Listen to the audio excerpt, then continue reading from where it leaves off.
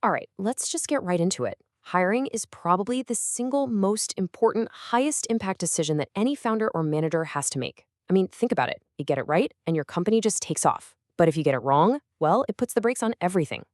For way too many of us, though, the whole process just feels like a complete shot in the dark. And this quote right here, this is everything. It gets to the absolute core of the problem. If you walk into an interview without a super clear, written down definition of success for that role, you're not really hiring. You're just hoping. You're basically setting yourself up for a process that's all about gut feelings, which, let's be honest, almost always ends in frustration and regret. Okay, so let's really unpack this idea, because that feeling of just hoping for the best, it isn't just a feeling, it's the reality for a lot of companies. When you're moving a million miles an hour and you're desperate to fill a role, the entire thing can feel less like a business process and more like a high-stakes bet at a casino. And look, this doesn't mean you're a bad judge of character. Not at all. It's actually the predictable outcome of a broken process. When you don't have an objective system to lean on, you're essentially just flipping a coin and praying it lands on awesome hire, you know? Heads, you win. Tails, you spend the next 6 months cleaning up the mess. So, if hiring is a gamble, we've got to ask, why? What is it that makes it so random? Well, it turns out there's this hidden culprit that's at play in almost every single unstructured hiring process out there. We like to call it vibes hiring, and it's what happens when you don't have a better plan. It's the default. You know the drill. You ask a few standard questions, you see if you click with the person, you try to gauge how confident they seem, and if the vibes just feel right, you make an offer.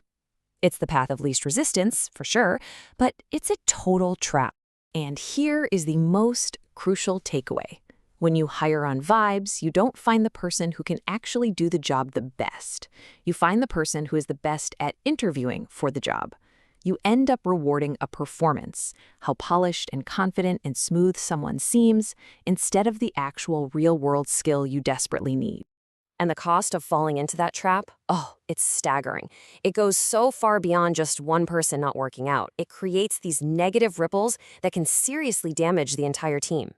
What's so powerful about thinking of it this way is you can see the cascading damage. You've got the wasted salary. Okay, that's the obvious one. But then you've got the lost productivity from the rest of the team who now has to pick up the slack, or worse, redo their work. And maybe the most painful part of all is the drain on morale, when everyone on the team knows you've got the wrong person in the wrong seat. And this is the moment of truth. It's that quiet, awful, sinking feeling in a meeting when you and your team kind of look at each other and realize the person you hired isn't solving the problem you brought them in to fix. All that time, all that energy, all that money, and you're right back at square one. Okay, enough doom and gloom. The good news is there is a super straightforward, systematic way to fix all of this. It's all about moving away from those subjective feelings and moving toward objective, hard evidence. And this just illustrates the solution so simply. It's basically a two-part patch you can apply to your hiring process, like tomorrow. It's made up of a role scorecard and a work sample. That is it. These two simple tools completely change the game. So first up is the scorecard. This is what you do before you even think about writing a job description. You define in black and white what success in this role actually looks like. What are the 3 to 5 concrete things this person absolutely must achieve in their first year? Like launch the new marketing website by Q3 or reduce customer churn by 10%. Then you just list the specific skills needed to make those things happen. This simple document forces you to get clear and gets your whole team on the same page about what you're really looking for. And then you test for those skills directly with a work sample. This is just a short, real-world project that's a small slice of the actual job. So instead of asking some hypothetical question like, how would you handle a difficult client? You could give them a real anonymized customer email and just ask them to draft a reply. See? It replaces talk with actual proof. It tests for competence, not just confidence. So what happens when you actually put this patch in place? Well, the transformation is pretty much immediate. You go from a process that's filled with anxiety and guesswork to one that's defined by clarity and confidence. This shows the before and after perfectly, doesn't it? You shift from hiring based on confidence to hiring based on competence. You move away from a high-bias process that's all about gut feelings to a measurable one based on actual data from the scorecard and the work sample. And the result? You replace a totally uncertain outcome with a really confident decision. Because with a system like this, you're not guessing anymore. You have concrete evidence right in front of you.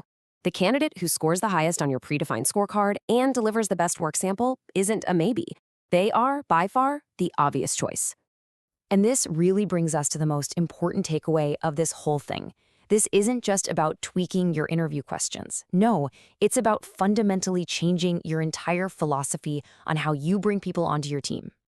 And this right here is the punchline. A bad hire isn't really your fault, and it's not the candidate's fault either. It's the predictable, almost inevitable result of a flawed system. If you want to get better outcomes, you have to stop blaming the players and start fixing the actual game. So I'll just leave you with this one question. Take a really honest look at how you hire. Are you relying on objective data and clear scorecards, or are you just rolling the dice and hoping for the best? Because you absolutely have the power to stop gambling and start building a system that delivers the right people to your team every single time.